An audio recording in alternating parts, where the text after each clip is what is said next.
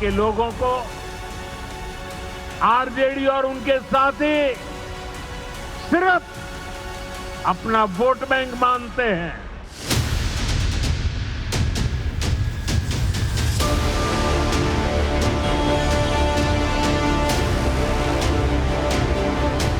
Narendra Modi vote चोरी करके, vote कटवा के, वोट बढ़ा के चुनाव जीतता है और नरेंद्र मोदी और अमित शाह की मदद हिंदुस्तान का इलेक्शन कमीशन करता है। मोदी जी ने लोकसभा के चुनाव में कहा था कि देशवासियों सावधान हो जाओ, ये कांग्रेस वाले तुम्हारी भैंस चुरा देंगे। कहा था कि नहीं? अरे हमें क्या पता था, ये तो वोट चुरा रहे थे।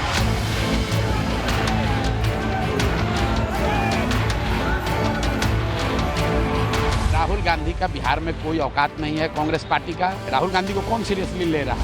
हमारे चाचा तो अब उनकी स्थिति नहीं रह गई, अचेत अवस्था में हो गए। अब खटारा सरकार हम लोगों को नहीं चाहिए 20 साल पुरानी। कांग्रेस और आरजेडी जैसे दल बिहार के लोगों का हक छीनकर घुसपैठियों को देना चाहते हैं, तुष्टीकरण के लिए।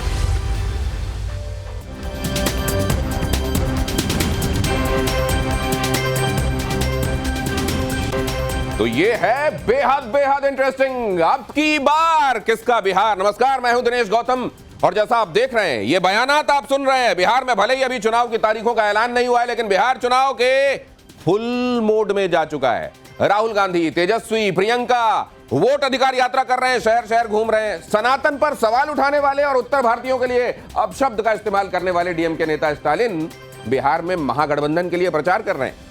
प्रधानमंत्री मोदी बिहार में चुनावी रैली का शंखनाद कर चुके हैं। प्रशांत किशोर अलग से मोर्चा खोले हुए हैं, तो ओवैसी और बाकी नेता भी ताल ठोक रहे हैं।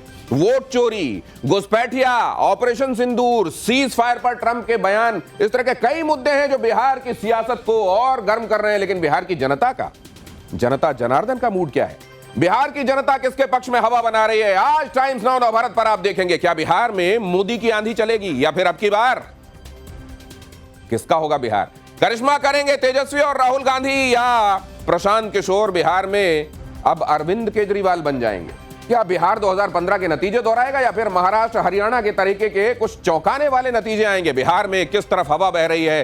किसके मुद्दे जनता को भा रहे हैं? जनता किसे नकार रही है? सारे सवालों के जवाब आज बहुत जल्दी अगले आधे घंटे के अंदर अंदर आपको मिलने वाले हैं। हमारे सहयोगी जेवीसी ने बिहार की जनता के बीच जाकर जनता की नब्ज टटोलने की कोशिश की है। इस सर्वे के दौरान जनता के सामने वो सारे सवाल रखे गए जिनसे हर कोई जानना चाहता है कि भाई होने क्या वाला है बिहार में? बिहार में अब की बार काबा। तो क्या कहता है बिहार का सबसे सटीक सर्वे? इसे जानने के लिए अगले कम से कम 45 मिनट तक रिमोट को किनारे रख दीजिएगा और हम आपको जो बताने वाले हैं, दावा है, वो एनालिसिस, वो बारीकियां कहीं और आपको देखने को नहीं मिलेंगी। आइए शुरू करें।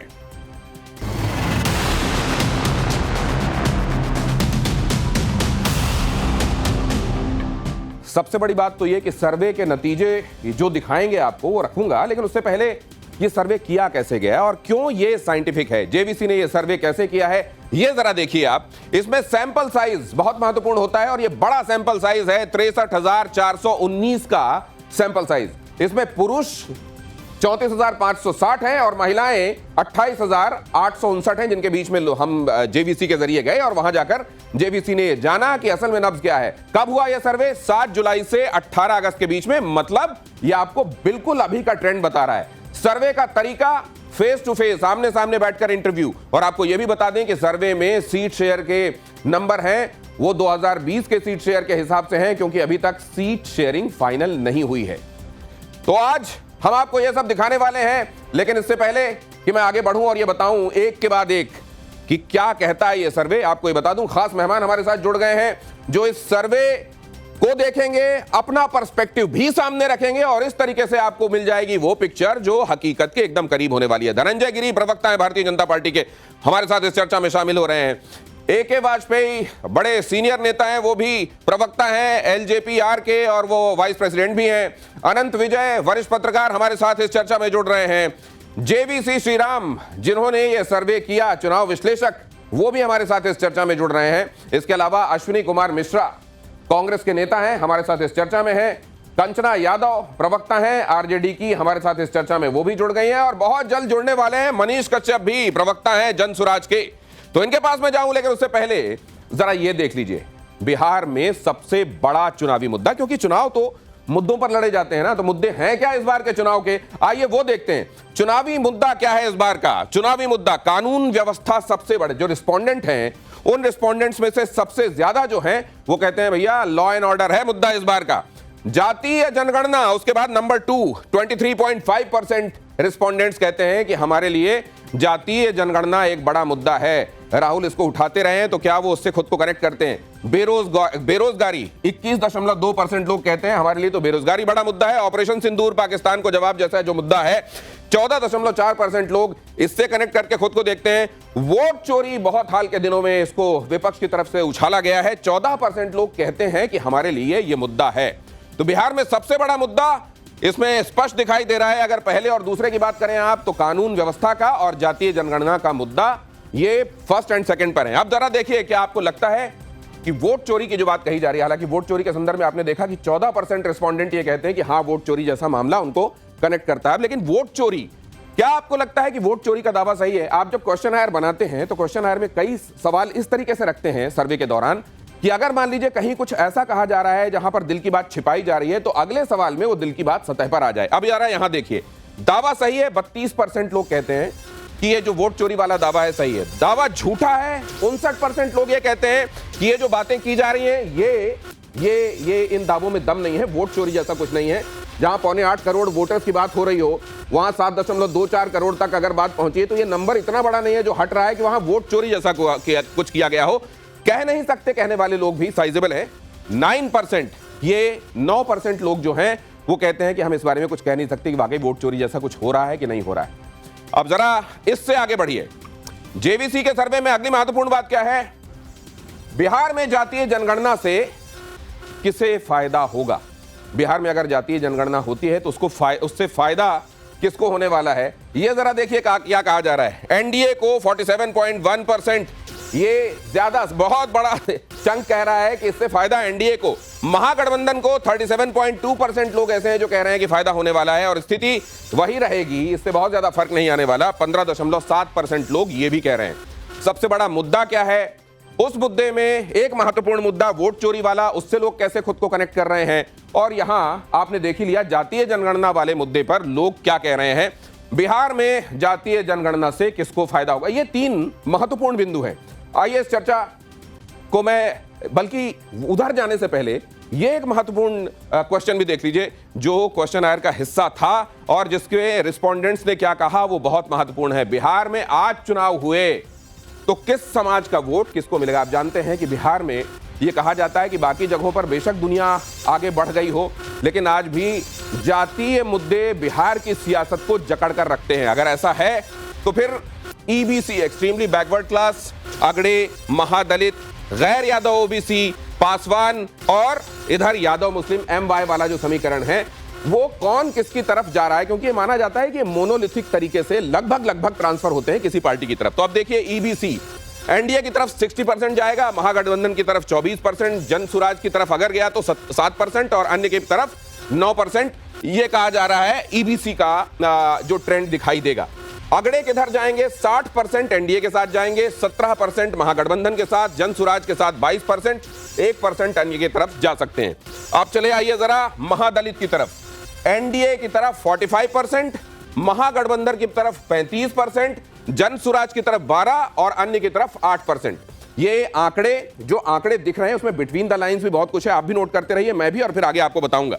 अब जरा इधर आ जाइए, महादलित 45%, 35%, 12%, 8% के बाद गैर यादव ओबीसी 70% एनडीए के साथ, महागठबंधन के साथ 15%, 12% जनसुराज और अन्य के साथ 3%।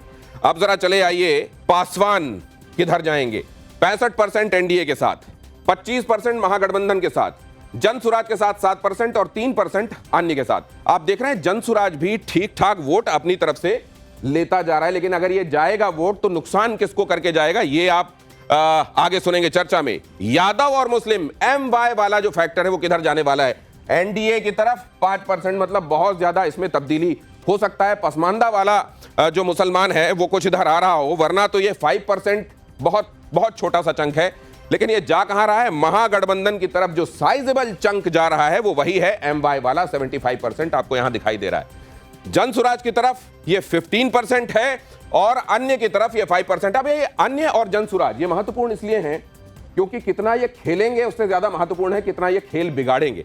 और उसमें अगर आप देख रहे हैं तो जन स्वराज का ये जो 22% और 12% है, ये अगड़े और महादलित के हिसाब से ये एक बड़ी चुनौती है।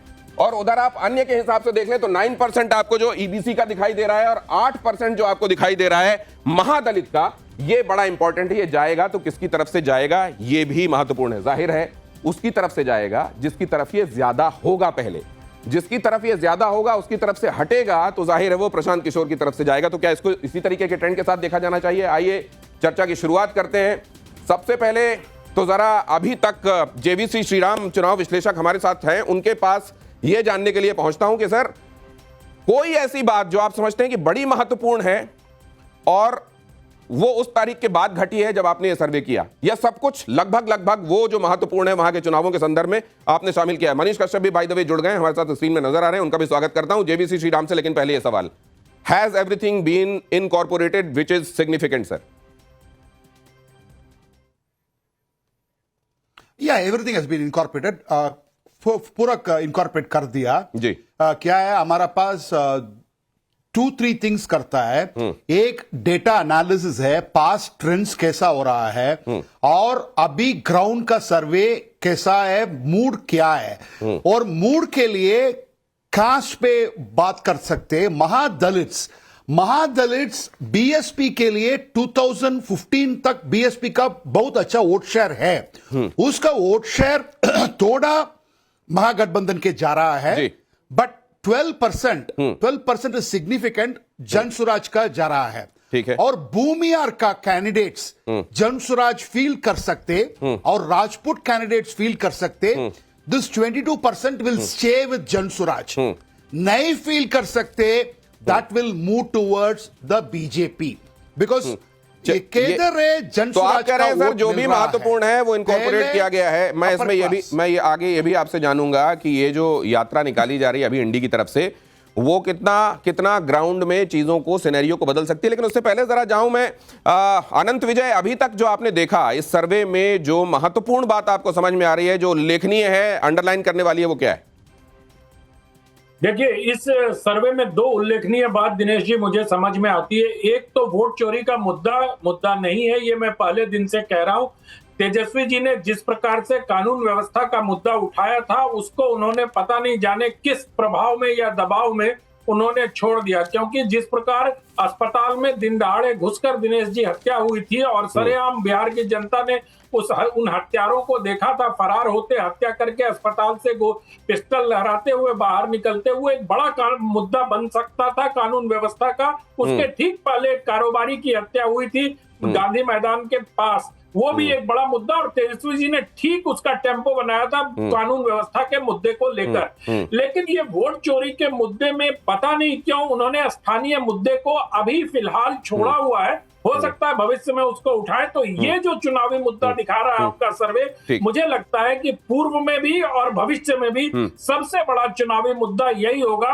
और वोट चोरी का कोई प्रभाव, ये अकादमिक मुद्दे तो सर आप ये जो बात अनंत विजय कह रहे हैं कि लॉ एंड ऑर्डर ही मुद्दा रहने वाला है, तो फिर वो लोग जो कहते हैं कि जंगल राज से हम निकाल कर लाए हैं बिहार को यहां तक, फिर उनकी बातें वो लोगों के बीच में कैसे रेजोनेट होंगी ये भी मैं आपसे समझूंगा। लेकिन मनीष कश्यप के पास जाना चाहता हूं। मनीष कश्यप, ये अगड़े में आप एक 22% का साइजेबल चंक ले जा रहे हैं सर्वे के हिसाब से, महादलित में 12% ले जा रहे हैं, मुस्लिम भी 15% आपकी तरफ ये दिखाई दे रहा है कि आपकी तरफ जाएंगे। इस तरह के ये वोट ले जाने के साथ आप वोट काटेंगे अलग अलग पार्टियों के, या आप अपनी उपस्थिति ऐसी दर्ज कराएंगे कि जो एक पॉलिटिकल पार्टी की होनी चाहिए? दिनेश जी देखिए, आज से 6 महीना पहले कोई जनसुराज को कंसीडर भी इस लेवल पे नहीं करता था।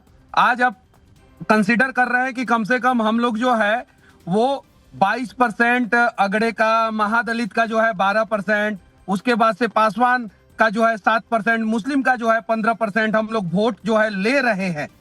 आज आप ये कह रहे हैं, अभी भी चुनाव में 90 दिन बाकी है और बिहार का जो भी एक्चुअल मुद्दा होता है उस मुद्दे पे जो है वो जनसुराज ही बात करती है। तो यकीन मानिए कि 90 दिन के अंदर अंदर सिनेरियो बदलने वाला है और प्रशांत किशोर के साथ जो है बिहार वो चलने वाला है।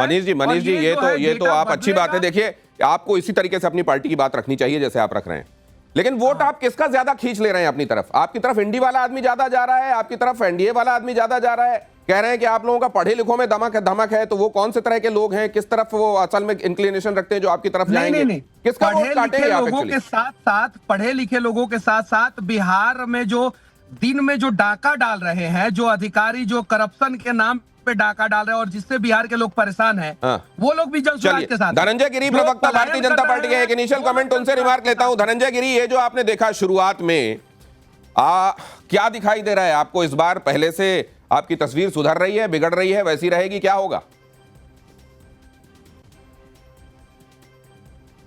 नहीं, देखिए, नीतीश कुमार नरेंद्र मोदी के नेतृत्व में जो बिहार का विकास हुआ है, आप देखेंगे पिछले 20 साल से हम बिहार में हैं। क्यों? क्योंकि राजनीति में एक प्रो इनकम्बेंसी का शुरुआत हुई है। आज जो लोग इंडिया अलायंस के लोग सड़क पे घूम रहे हैं, चमचमाती हुई सड़कों से उनकी आंखें चकाचौंध है, वो रोड पर घूम रहे हैं, हम रोड मैप लेके खड़े हैं। हमने कितना काम किया है और आगे कितना काम करेंगे। रोड पर घूमने से नहीं वोट मिलता है। राहुल गांधी कहते हैं कि इतना घुमा, इतनी भीड़ आ गई, वोट क्यों नहीं मिला? भीड़ भारत का भविष्य नहीं। धनंजय जी, बड़ी विनम्रता से एक सवाल का जवाब आपसे चाहता हूं।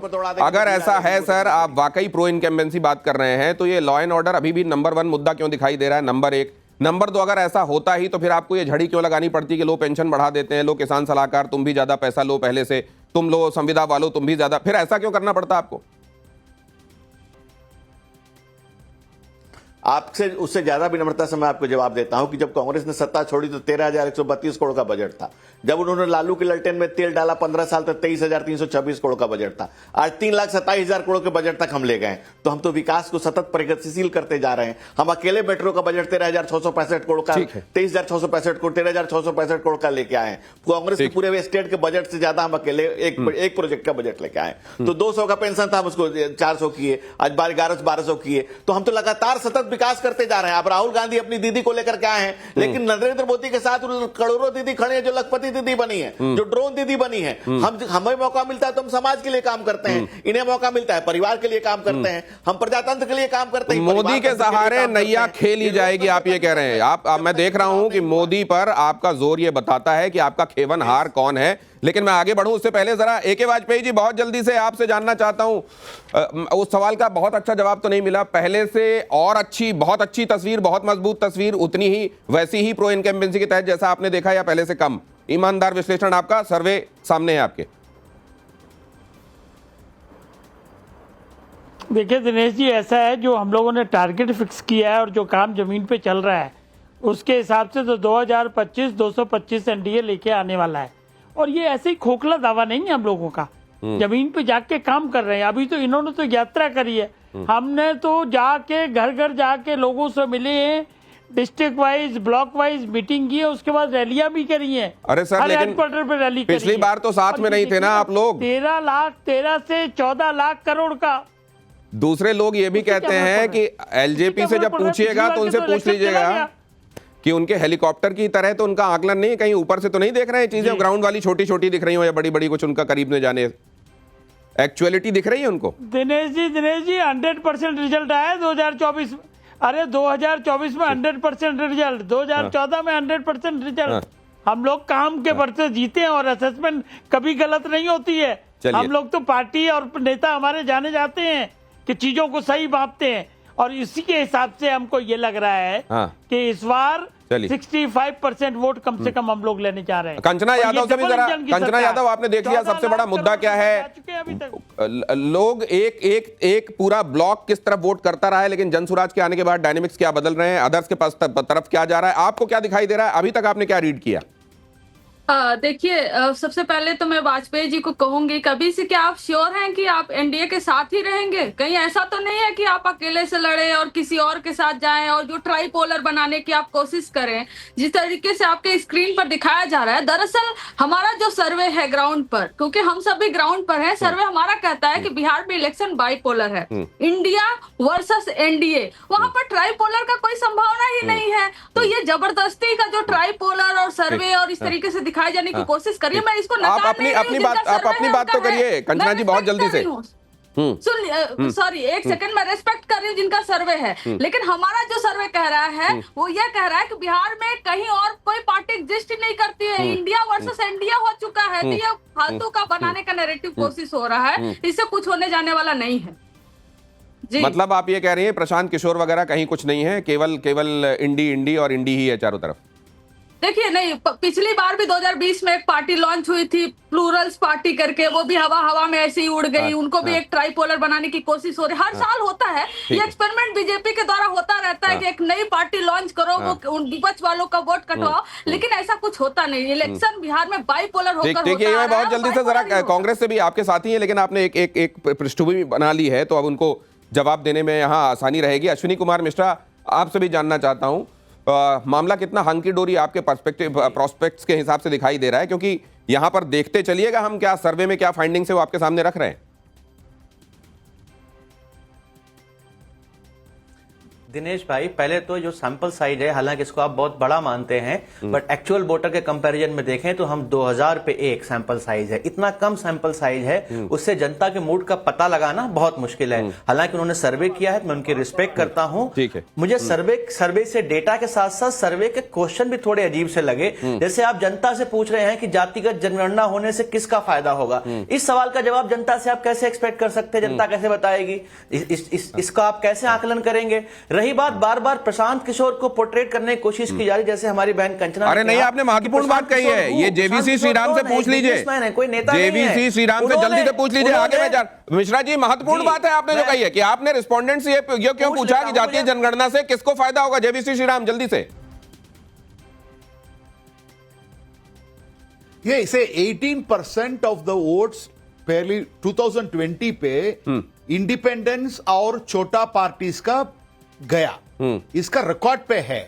हमारा सैंपल साइज कम है, बट हमारा बजट के लिए सैंपल साइज कर दिया, और हमारा रिसर्च भी है, हमारा ऑडिट भी है। आपके लिए थोड़ा सर्वेस है, 3000 2500 सैंपल साइज के लिए आप अप्रिशिएट करता है कांग्रेस लोग। ओके, आगे बढ़ना पड़ेगा, वरना ये सारे फिगर्स मैं आपके सामने रख नहीं पाऊंगा। कंचना यादव कुछ कहना चाहती है, लेकिन पहले देख लीजिए जरा अब अगला महत्वपूर्ण मसला इस सर्वे का, वो देखिए आरजेडी में अंदरूनी कलह को आप कैसे देखते हैं।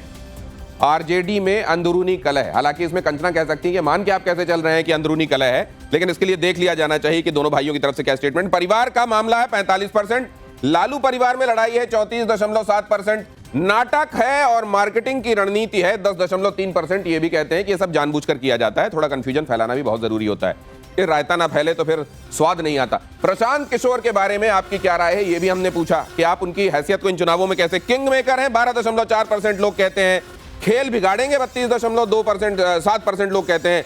ये असल में अगले चुनावों के लिए अपनी जमीन तैयार कर रहे हैं। सबसे बड़ा साइजेबल चंक है, यही मानता है कि 43.2% कहते हैं कि इस चुनाव में तो नहीं, लेकिन यहां से उनकी जमीन बननी तैयार हो जाएगी। 2025 में सरकार बनाएंगे 11.6%, मतलब अगर आप इसको जोड़ दीजिए 12.4% और 11.6%, तो ये सीधे सीधे आप इसमें 10 का इजाफा कर लीजिए, तो ये 22% के आसपास, 23% के आसपास लोग कह रहे हैं ये किंग मेकर या सरकार बनाने वाली भूमिका में, लेकिन सबसे ज्यादा लोग अगले चुनाव की तैयारी के तौर पर। अब जरा देख लीजिए बिहार के लोग नीतीश कुमार के बारे में क्या सोचते हैं। शानदार कार्यकाल, लेकिन अब थके हुए हैं 31%, स्वस्थ रहने तक मुख्यमंत्री बने रहेंगे 19%, उनके जैसा कोई कद्दावर नेता नहीं है 12%, युवाओं को सत्ता सौंपने का समय आ गया 24%, कोई टिप्पणी नहीं करने वाले लोग 14%, तो सबसे ज्यादा जो 31% हैं उनका कहना है शानदार कार्यकाल, लेकिन अब थके हुए हैं।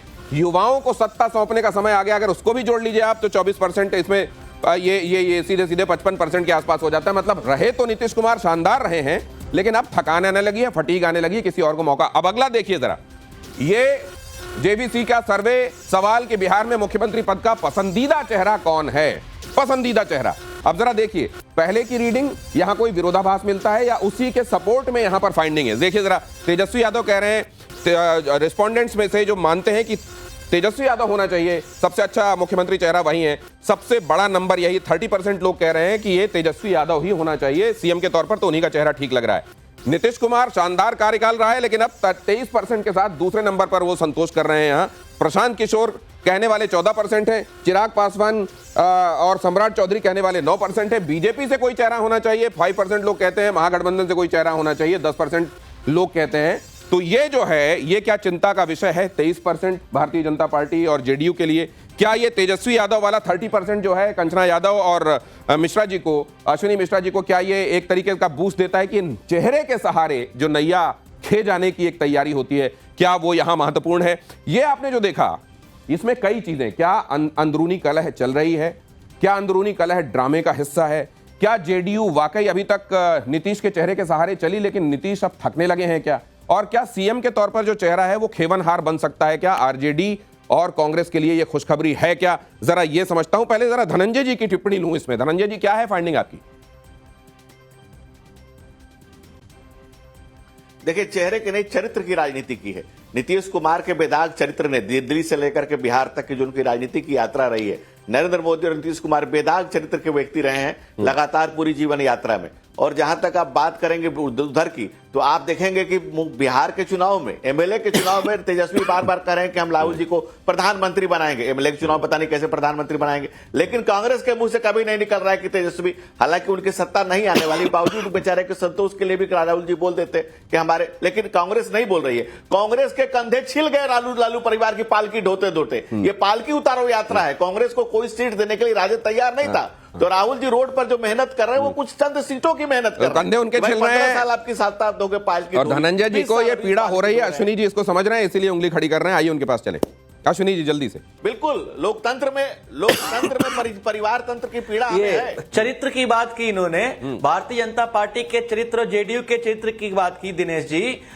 इनके जो उप मुख्यमंत्री हैं भारतीय जनता पार्टी के, सम्राट चौधरी, वो चिल्ला चिल्ला कर कहते थे कि नीतीश कुमार ने शराबबंदी के टाइम पे 10,000 करोड़ का घोटाला किया, और आज वो उनकी सरकार में साथ में मुख्यमंत्री हैं। तो प्लीज आप चरित्र की बात मत करिए। भारतीय जनता पार्टी और जेडीयू का चरित्र जनता ने देखा है, आपका लॉ एंड ऑर्डर, आपका करप्शन, क्या क्या हुआ है, और जनता उसको मुंहतोड़ जवाब देने वाली है, चाहे सर्वे के आंकड़े कुछ भी कहें। यहाँ पॉपुलरिटी 33% नहीं होकर, अरे तो जनता अगर किसी चेहरे को देखती है और वो कहती है कि सीएम के तौर पर ये चेहरा हमको अच्छा लग रहा है, तो उसमें चरित्र भी शामिल होता है उसके दिमाग में, या चेहरा चेहरा देख के कह देती है? कंचना यादव जी, मैं तो धनंजय गिरी जी को रिप्लाई देना चाह रही थी। सीएम चेहरे का ये कह रहे थे, ऐलान नहीं कर रहे हैं, तेजस्वी जी का नाम नहीं ले रहे हैं।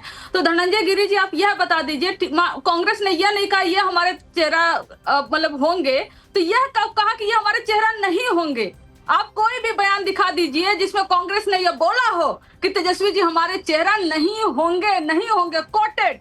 तो इसलिए ना, अरे होंगे कोटेड क्यों नहीं है? जनता जब सीधे सीधे किसी चेहरे को सबसे ज्यादा पसंद कर रही, तो होंगे कोटेड क्यों नहीं है? कंचना जी, इसी पर संतोष करिए बहन, इसी पर संतोष करिए, इसी पर संतोष करिए। इसलिए मैं सोचा दूसरा लालू जी का, नहीं, लेकिन 14%, ये जो 14% मनीष कश्यप 14%, ये काफी अच्छा है टू बिगिन विद, या 14% अंडर एस्टिमेशन है? नहीं, ये परसेंटेज जो है धीरे धीरे आप लोग भी देखेंगे कि ये ग्राफ बढ़ेगा। हम ग्राफ पे कोई सवाल नहीं खड़ा कर रहे हैं, क्योंकि जो भी सर्वे करता है वो बहुत शिद्दत के साथ करता है। आप हमें इस लायक समझे, यहां तक समझे, इसके लिए आपको धन्यवाद। लेकिन 90 दिन बचा हुआ है, 90 दिन का अंदर देखिएगा कि कैसे हमारा ग्राफ बढ़ता है। 71,000 करोड़ का घोटाला हुआ था। जब 30,000 करोड़ रुपया बिहार का बजट था, तो उस समय 951 करोड़ का घोटाला हुआ था, चारा घोटाला के रूप में। अभी जो है, मैं मनीष कश्यप आपसे एक बात पूछूं, एक बहुत छोटी सी बात और बहुत छोटा सा जवाब आपका चाहूंगा। अगर आप अपने आप को थोड़ा अलग करके ये बताएं कि आप अपनी आइडियोलॉजी को किसके ज्यादा करीब मानते हैं, भारतीय जनता पार्टी खेमे के या आरजेडी वाले खेमे के? हम अपने आइडियोलॉजी को बिहार का करीबी मानते हैं, क्योंकि भारतीय जनता पार्टी जो अनंत विजय के पास चलता हूं। आपने जो कहा, बहुत सारी चीजें यहां फिगर के तौर पर सामने हैं, बहुत सारी चीजें जलेबी हैं, गोल गोल हैं, और फिगर्स के बारे में कहा जाता है, ये there are times when they skirt more than they reveal, ये फिगर्स ऐसे होते हैं। तो क्या छिप रहा है, क्या सामने आ रहा है अनंत विजय? देखिए, बहुत कुछ इसमें संकेत ठीक मिल रहे हैं। मुझे लगता है अभी छिपने छिपाने वाली स्थिति नहीं है।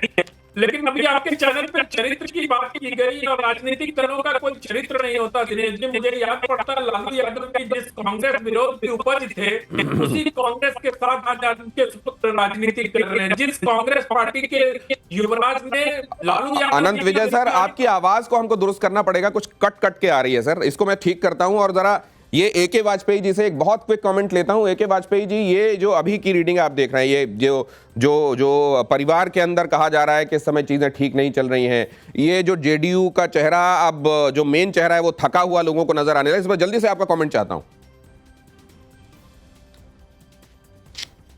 नहीं, कोई जेडीयू का चेहरा थका हुआ नहीं है। मुख्यमंत्री आज भी दिल्ली आए हैं और आप अक्सर देखते हैं बाकायदा पॉलिसी डिसीजन लेके अनाउंसमेंट कर रहे हैं और बिहार की जनता को रिलीफ पे दिए जा रहे हैं, ऐसा कुछ नहीं है। लेकिन हाँ, जहाँ तक युवाओं का अगर कंपटीशन होगा तो तेजस्वी यादव हो जाए या ये अपने जो दूसरे जन स्वराज वाले हैं वो हो जाए, तो उसमें चिराग अव्वल है नंबर पे हर चीज में। प्रशांत किशोर का आपको नाम भी याद नहीं है, आप ऐसे कह देते हैं जन स्वराज वाले, जानबूझ के कह रहे हैं क्या आप ऐसा?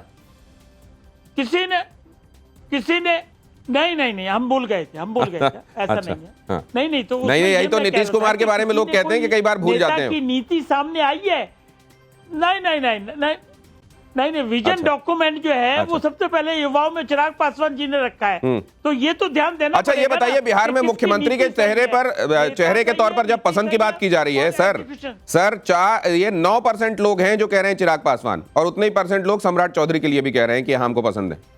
लेकिन ये 30, 23 और 14 से बहुत कम है, तेजस्वी, नीतीश और प्रशांत से। देखिए ये परसेंटेज, लेकिन अभी देखिए ना, अभी ये ग्राफ आगे बढ़ता जाएगा। ग्राफ आगे बढ़ता जाएगा और नीतीश जी पूरी तरह स्वस्थ हैं और सीएम दिल्ली आए हुए हैं। ये दोनों तरह की चीजें जो आप कह रहे हैं सर, ये आपसे भी हम उसी तरीके का सवाल कर रहे हैं कि अगर आप कुछ छिपा रहे हैं तो अगले सवाल में दिल की बात सामने आ जाए, इसलिए भी हम कह रहे हैं। लेकिन आगे बहुत महत्वपूर्ण कुछ आगे, तो आपको ये सीटों वोट शेयर के हिसाब से बहुत कुछ दिखने वाला है, उसकी तरफ जाऊं उससे पहले जरा ये मैं मनीष कश्यप आपसे समझ लूं कि आप इस बार अपनी जमीन तैयार कर रहे हैं, आपके लिए रनवे तैयार हो रहा है जहां आपका विमान अगले कुछ चुनावों में आगे टेक ऑफ करेगा। देखिए, हम लोग अपने लिए रनवे या जमीन तैयार नहीं कर रहे हैं, हम लोग बिहार के लिए जमीन तैयार कर रहे हैं। मतलब आप किंग मेकर बनिएगा, किंग मेकर, चाबी रखिएगा अपने पास। नहीं, वैसा काम हम लोग करेंगे भी नहीं। जितने भी प्रवक्ता हैं ये लोग कह रहे हैं ना, आरजेडी वाली हमारी बहन जो है कंचना यादव कह रही हैं कि इनकी लड़ाई जो है बीजेपी से, और बीजेपी वाले कह रहे हैं लड़ाई आरजेडी से, जबकि हमारी लड़ाई जो है जनसुराज की लड़ाई बिहार में करप्ट सिस्टम से है, लॉ एंड ऑर्डर सही करने के लिए है, बिहार के लोगों को बिहार में रोजगार दिलाने के लिए है। हम लोग ये लड़ाई लड़ रहे हैं और ये लोग आपस में लड़ाई लड़ रहे हैं, आरजेडी वाले। लेकिन एक महत्वपूर्ण बात आपको भी देखकर आनंद आएगा, अब जरा अब अगर एनडीए की सरकार बनती है तो चेहरा कौन होना चाहिए? अगर आरजेडी उतने नंबर ले आया जितने चाहिए, तो फिर क्या उसके यहां से चेहरा कौन होगा जो जनता देखना चाहती है? वोट शेयर किसकी तरफ कितना आज अगर चुनाव हो जाए तो जाएगा, और सीट कितनी हो सकती है आप भी जानना चाहते हैं, मैं भी। आइए चलिए देखते हैं ये महत्वपूर्ण जो सवाल हैं उनके जवाब में लोगों ने क्या कहा है, क्या तस्वीर उभरती हुई दिखाई देती है। बहुत जल्दी से प्ले कीजिए, समय एकदम कम है, बहुत सारी बहुत महत्वपूर्ण चीजें आपके सामने रखनी है। अगर आज चुनाव हुए तो बिहार में किसको कितना वोट जाता हुआ दिखाई दे रहा है? NDA 42% to 46%, Mahagathbandhan 37% to 41%, Jan Suraaj party 9 to 11%, अन्य 7 to 8%। मतलब ये जो है 42 से 46% वोट के साथ एनडीए सबसे आगे दिखाई दे रहा है। महागठबंधन 37 से 41%, लेकिन यहां फर्स्ट पास द पोस्ट में आप जानते हैं कि परसेंटेज जो दिखता है उसके मुकाबले जिसके पास एक वोट से भी सीट आ जाए महत्वपूर्ण वो होती है, उसकी तरफ जाएंगे। लेकिन जनसुराज पार्टी 9 से 11%, ये भी महत्वपूर्ण है। अब ये किसके खाते से ये गए और जनसुराज के यहां वोट बने, या दोनों में से कुछ कुछ लिया और यहां पर बना, तो इसमें फिर बहुत कम में बहुत बड़े बड़े फैसले होने लगेंगे। आपको ये मालूम है कि फिर ऐसे में मार्जिन कम होता है और छोटे में से जीत हार होती है, तो ये महत्वपूर्ण है। अब जरा नेक्स्ट फाइंडिंग देखिए, ये भी महत्वपूर्ण है। आज चुनाव हुए तो बिहार में एनडीए को कितनी सीटें मिलेंगी, परसेंटेज तो आपने देख लिया। आप जरा देखिए, बीजेपी 64 और बीजेपी 17 पर लीड करती हुई दिखाई देगी, तो आप इसको जरा जोड़ लीजिए। जेडीयू 29, ये पूरा का पूरा ब्लॉक बन गया आपको, और जेडीयू 2 में आगे ये पूरा बन गया ऐसा जो सरकार बनाने के लायक। और यहां देखिए एनडीए के दूसरे साथी 6 और एनडीए के दूसरे साथी आगे 18, तो ये कुल मिलाकर 243 वाली विधानसभा में हाफ वे मार्क आराम से। अब जरा इधर चले आइए, आज चुनाव हुए तो क्या होगा एनडीए के हिसाब से? आरजेडी को 37 सीटें मिलेंगी, आगे 15 पर रहेंगे। कांग्रेस को 8 सीटें मिलेंगी, 2 सीटें ऐसी रहेंगी जहां पर एक्चुअली सीधे सीधे कहना कि जीत ही जाएंगे ये कहना मुहाल है, लेकिन लीड कर रहे होंगे वहां पर भी। सीपीआई-एमएल के लिए यह आंकड़ा 7 का होगा, लेकिन लीड करने वाला आंकड़ा 2 का होगा। महागठबंधन के दूसरे साथी 1 पर निश्चित रूप से जीतते दिख रहे हैं, लेकिन 3 सीटें ऐसी भी हैं जहां वो लीड करेंगे। तो ये निश्चित रूप से आप ये देख रहे हैं कि ये आंकड़ा वैसा नहीं बैठ रहा है कि आप जो जुटा रहे हैं उससे आप विधानसभा में उस पोजीशन पे बैठ जाएं जहां आप ट्रेजरी बेंच में हो। तो फिर क्या होगा? अब जरा ये भी देख लीजिए, आज चुनाव हुए तो बिहार में इन पार्टियों को कितनी सीटें, एआईएमआईएम, बाकी सीटें भी तो देख लीजिए, बाकी जो वहां खिलाड़ी हैं। एआईएमआईएम को 3 दिखाई दे रही है, पहले के मुकाबले आप देख रहे हैं कि उसके प्रोस्पेक्ट्स कमजोर हो रहे हैं। जनसुराज पार्टी 2 ले जा रही है। अब ये कितना कश्यप भाई के गले उतरता है ये उनसे पूछ लेंगे हम। बीएसपी को 1 सीट दिखाई दे रही है। तो ये कुल मिलाकर ये है स्थिति। अगर आज चुनाव हुए तो किसको कितना वोट शेयर मिलेगा, आज चुनाव हुए तो किसके लिए कितनी सीटें हैं, और उसमें जो मैं भी चुनाव में हूं वाली पार्टियां हैं उन पार्टियों की स्थिति क्या दिखाई दे रही है। अब जरा सरकार के हिसाब से आप देखिए कि क्या स्थिति बन रही है। एनडीए के पास 136 और ये हाफ वे मार्क से निश्चित रूप से ज्यादा और सरकार बनती हुई दिखाई दे रही है एनडीए की।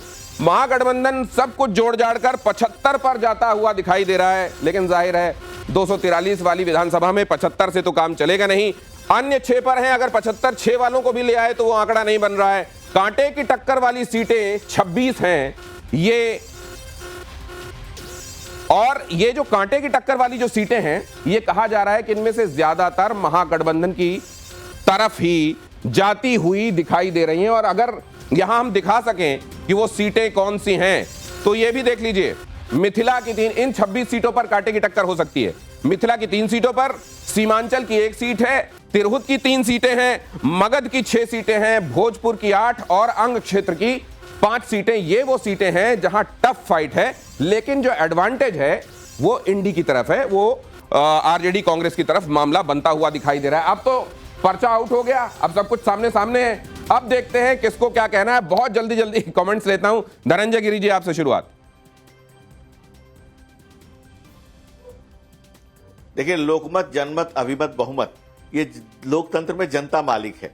और हम लोगों ने जो नारा दिया है 2025 225, और हम जनता के कदमों में। अरे सर, तो ये तो आपके हिसाब का ही दिख रहा है, इसमें धन्यवाद कर देते कम से कम। बिहार को जितना ये तस्वीरें आज धन्यवाद वाली दिखाई दे रही हैं, हालांकि इसमें होगा क्या कोई नहीं जानता। नहीं, मैं आपको धन्यवाद रिस्पोंडेंट्स को ना, मुझे धन्यवाद देता हूं, मुझे नहीं सर, आगे मिठाई रिस्पोंडेंट्स जिन्होंने इस सैंपल साइज में आपके हक से बात कही है। अब जरा एके वाजपेयी जी का, एके वाजपेयी जी, आपका नजरिया, ये सीट वोट शेयर। धन्यवाद तो जनता को बनता है। देखिए, जो हम लोग महसूस कर रहे हैं ग्राउंड से, उसी तरफ इशारा हो रहा है। ये हम लोगों ने ये तय किया कि 2025 में 225 लाने की कवायद की जाएगी।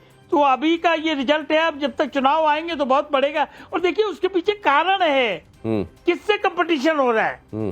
वो जंगल राज वाले, लूट लुटाने वाले। अरे तो फिर लॉ एंड ऑर्डर मुद्दा नंबर 1 क्यों है सर? वही तो मैं जानना चाहता हूँ। आइए अश्विनी कुमार मिश्रा के पास चले। अश्विनी कुमार मिश्रा, 75? नहीं, आपका है श्योर शॉट 75, ये आपके हिसाब से ज्यादा कम है? ये इसमें 100 कम से कम और जोड़ दीजिए, कम 175 से 200 तक सीटें लेके आएंगे हम, हो सकता है उससे ज्यादा भी लेके आए। और ये ग्राउंड पर दिख रहा है, ये ऐसे तो फिर अगर जोड़ना ही था, इसी तरह से जोड़ना है तो 100 से ज्यादा जोड़िए ना। साखियों पे आके सरकार खड़ी हो गई।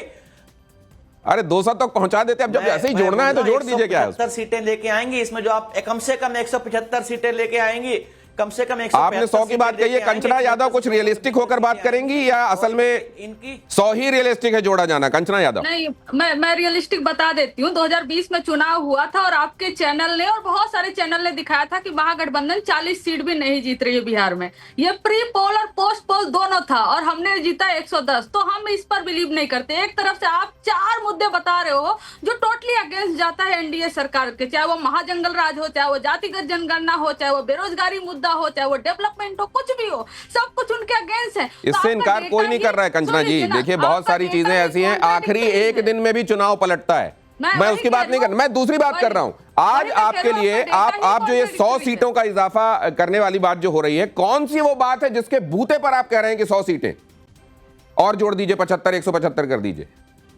जी आप उनसे हाँ, आप ही से कंचना जी। नहीं, मैं यही कह रही हूँ ना, आपका पिछला वाला सर्वे 2020 में हमें 40 से कम रखा था, हमने जीता 110। अच्छा। तो कैसे हमारा बढ़ा था? वही मैं कह रही हूँ। जेवीसी श्रीराम कुछ ऐड करना चाह रहे हैं जी, आइए प्लीज। यही है, मैं आपको बता रही हूँ, यही है। हाँ, कहिए जेवीसी श्रीराम क्या कहना चाह रहे हैं प्लीज जल्दी से सर। तकनीक जो है डाइवर्ट करने का यही है, क्योंकि कोई 2020 पे एग्जिट पोल का 2 घंटे पहले मैं बोल दिया एनडीए गवर्नमेंट फॉर्म कर सकते और Congress party will pull the Mahagathbandhan down and RJD and BJP will fight for the number 1 position. Tweet है, हमारा पास स्क्रीनशॉट है, टाइम स्टैंप है, मैं आपका दे सकते। नहीं, आपने ये बात कही कि हम सिर्फ सर्वे नहीं, हमारा रिसर्च भी है, ये बात आपने जोड़ी थी, लेकिन जब लोग रिस्पॉन्ड करेंगे सर, वहां तो अपनी रिसर्च नहीं लगा सकते ना, वहां तो जो कहा है वही एज इट इज लाना पड़ेगा। अनंत विजय, आपकी रीडिंग?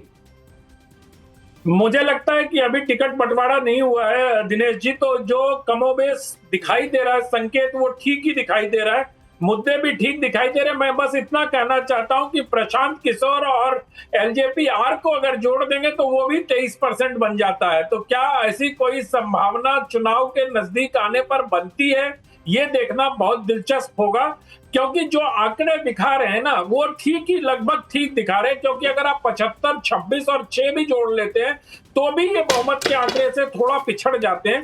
तो मुझे लगता है कि सरकार बनेगी नहीं बनेगी ये तो मतपेटी खुलने के बाद पता चलेगा। मैं 2 बातें बहुत जल्दी से, क्योंकि वक्त एकदम नहीं है, आधे मिनट में खत्म करना है, लेकिन ये सर्वे की इंपॉर्टेंट बात थी, मैं आपको बता दूं, चुनाव में अगर एनडीए की जीत होती है तो मुख्यमंत्री कौन होना चाहिए?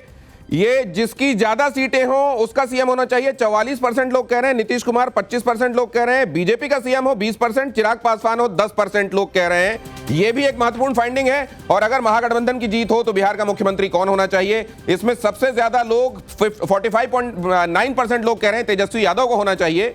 गठबंधन से सहयोगी तय कर लें आपस में बात करके, 36.9% लोग कह रहे हैं। लालू परिवार से बाहर का सीएम हो, ये 17.2% लोग कह रहे हैं। Kanchana Yadav, quick comment.